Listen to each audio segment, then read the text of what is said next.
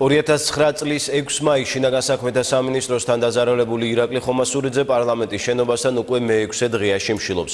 ხომასურიძემ 8 წლის წინ სამინისტროსთან მოხდარი ინციდენტის შედეგად თვალი დაკარგა. სასამართლომ მის საქმეში შინაგან საქმეთა სამინისტროს ბრალეულობა ცნო და უწყებას კომპენსაციის სახით 80,000 ლარის გადახდა დააკისრა, რაც ამ დრომდე არ აღსრულებულა.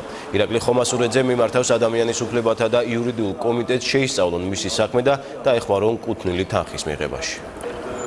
მე ვითხოვ, რომ რამენაირად გამონახეთ, თუ დაინახავთ, რომ მე მართალი ვარ და არა გაქვთ კანონი, რომ მე რამე იმას აკვნათ, რამენაირად გამონახეთ საშუალება, რომ მე მართალი ადამიანი ფეხზე დავდგე. სახელმწიფოს მხრიდან კომპენსაცია იქნა გაღებული და მე პირადადაც ვიყავი ჩართული ამ პროცესში შესაბამის უწყებებთან ერთად, რომ მას დახმარება მიიღო. ჩემი, ესე ვთქვათ, შესაძლებლობის ფარგლებში მე რაც შემეძლო ნამდვილად დავეხმარე ამ ადამიანს.